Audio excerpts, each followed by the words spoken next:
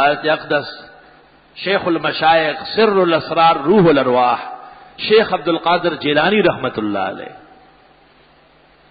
حضرت کی خدمت میں کسی نے عرض کیا حضرت جی فلان جگہ بڑا بزرگ آیا ہوا ہے. بزرگ ہوتے بھی ہیں اور بزرگ کبھی کبھی بجائے دین کے دنیا کے بزرگ ہوتے ہیں. شوق کی دنیا بڑھتا جاتا ہے، جیسے جیسے آخرت جا رہا ہے شوق کی دنیا بڑھ رہا ہے.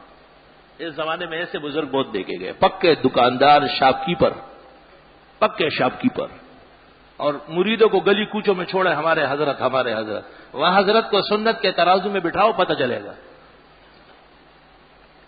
پیرانی پیر حضرت شیخ کو شاگرد نے کہا حضرت جی بڑا بزرگ آیا ہوئے، بڑا بزرگ ہے. تو حضرت نے کہا چل، یہ دستور ہے علماء اور کاملین کا کہ جب وہ کامل کا سن لیتے ہیں تو روانہ ہو جاتے ہیں. کہ ہم بھی پیش اجازت ہو تو آ کر میں بھی ان میں شامل ہو جاؤں، سنا ہے کل تیرے در پر ہجوم عاشقاں ہوگا. حضرت جب وہاں تشریف لے گئے، وہ بڑے بزرگ صاحب جو کمبل اپنے اوپر ڈال کے اور خاص ہیئت بنا کے بیٹھے تھے، انہوں نے بڑی بے خیالی سے قبلے کی طرف تھوکا قبلے کی طرف. حضرت شیخ عبد القادر جیلانی کو جھرجھری ہو گئی. اوف، ان کو لوگ اولیاء سمجھتے ہیں اور یہ قبلے کی طرف تھوکتے. اور محمد الرسول اللہ صلی اللہ علیہ وسلم نے فرمایا قبلے کی طرف مت تھوکو، فرمایا حرام ہے کہ یہ خدا کا دوست ہو جائے. یہ دوستی کے راز اور نیاز سے ناواقف ہے. یہ کیسے دوست؟ فوراً روانہ ہوگا. یہ ممکن نہیں. اچھی طرح سن لو کان کھول کر کہ تمام صدموں اور مصیبتوں اور پریشانیوں کا علاج ایک ہے، اور وہ اللہ کی دوستی اور محبت اپنانا ہے. اللہ فرماتے ہیں کہ میں اپنے دوستوں کو غمگین نہیں ہونے دوں گا، ان پہ صدمے نہیں آنے دوں گا. ان آیات اور تفسیر سننے کے بعد بھی آپ جاتے تویز چاہیے جی، تویز چاہیے. اور تعویذ میں کیا لے گا؟ اس کے پاس کیا رکھا ہوا ہے؟ ادھر جا کے جی اس کو ایک ویسے ہی کوئی دھاگا واگا لپیٹ لے، اس کو کہو یہ سرہانے رکھو، بس آرام سے سوئے گا.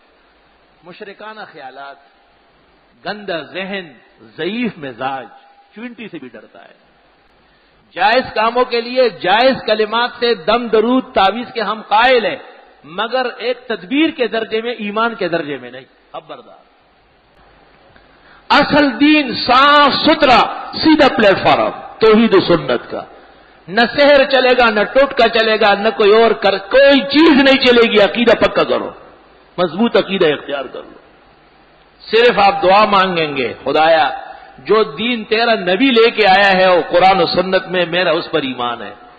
میں اپنی اس عارضی زندگی میں شرک اور بدعت سے بالکل بری ہوں. میری مشکل حل فرما. 24 گھنٹے کے اندر اندر مشکل حل ہوگی. تجھے خدا کی غیرت کا پتہ ہے کتنا غیرتی ہے؟ پتھر پھاڑ کے بندے کو راستہ دیتا ہے، پہاڑ سمندروں کو روک کے اپنے کامل بندوں کو چلاتا ہے، بڑے بڑے فرعونوں کو اس کے سامنے ڈبو کے دکھاتا ہے. خدا کی غیرت ایمان والوں کے ساتھ، تقوی والوں کے ساتھ، سنت کے اتباع کرنے والوں کے ساتھ.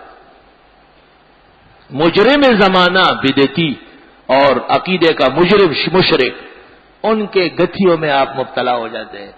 ادھر ایک بابا بیٹھا ہوا ہے، ادھر ایک بابا لیٹا ہوا ہے، کوئی لیٹا ہے کوئی بیٹھا ہے، اور گاڑی چل رہی ہے اس کی. ایک شخص میرے پاس آیا، کہتے میں نے ایک بڑے بابا سے تعویذ لی لیکن کاروبار جو چل رہا تھا وہ بھی بند ہو گیا. مجھے کہتے کھولو. میں نے کہا میرے پاس کیوں آئے ہو؟ اور مصیبتیں سننے کے لیے. کوئی اور مولوی دنیا میں نہیں تھا. میں نے جو اسے کھولا اور پڑھا، آپ یقین کر لیں اس کے جو الفاظ تھے اس کا مطلب یہ تھا کہ یا اللہ اس کا جو بقیہ کام ہے یہ بھی جلدی برباد فرما. آیتیں غلط لکھی ہوئی، حدیث کی دعائیں الٹی لکھی ہوئی. تو آپ خود سوچ لیں ذرا، کلمات جیسے لکھے جائیں گے ایسے اثر ہوگا. حدیث شریف میں ہے جب تم نماز پڑھو اور نیند آنے لگے تو نماز چھوڑ کے پہلے سو جاؤ.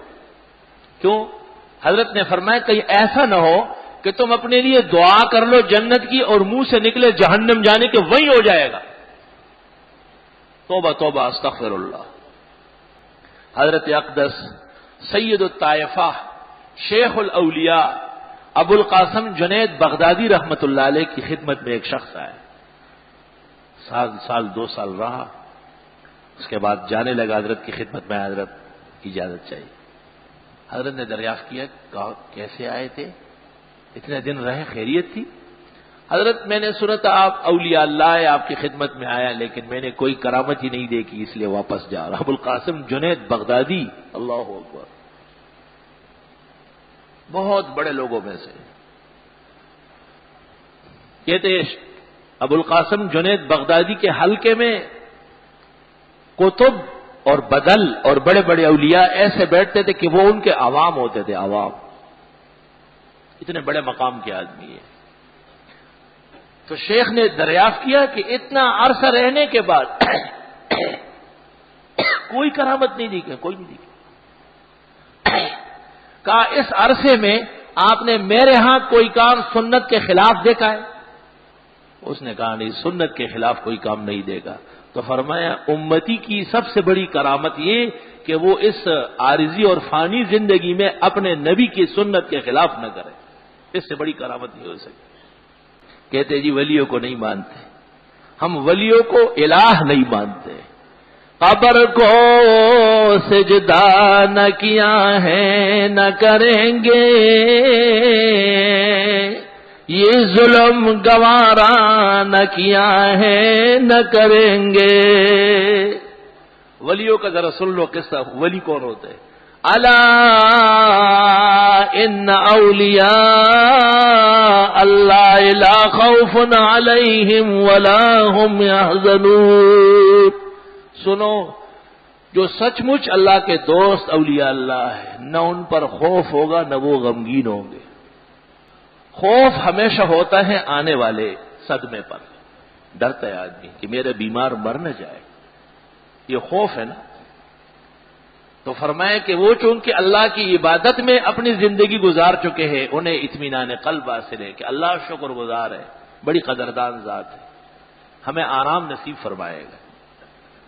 اور حزن گھٹن ہوتا ہے گزرے ہوئے صدمے پر، جب وہ بیمار مر گیا نا تو اب آپ جو صدمہ اٹھاتا ہے یہ حزن ہے۔ الخوف علی ما یاتی والحزن علی ما مضی، ادبا کہتے ہیں، ادب کی کتاب ہے، یعنی ولی وہ ہیں جن کی دنیا کی زندگی اللہ کی محبت و عبادت میں گزرے اور آخرت کا انجام ان کا بخیر ہو۔ یہ کون لوگ ہوتے ہیں؟ اب آگے قرآن سے پوچھو، الذین آمنوا، یہ وہ لوگ ہیں جو ایمان والے تھے، وَكَانُوا يَتَّقُونَ، اور اللہ سے بہت ڈرتے تھے، یہ اولیاء ہے، ایمان اور تقوی۔ اس لیے قرآن میں ہے اللہ ولی الذین آمنوا یخرجہم من الظلمات الی النور، اللہ کے تمام مسلمان موحد و متبع سنت بندے اولیاء خدا کے دوست ہے وہ، اور اس دوستی کے بدلے میں اللہ دنیا میں شرک اور بدعت کے اندھیرے سے اور آخرت میں جہنم کے عذاب سے ان کو بچائے گا۔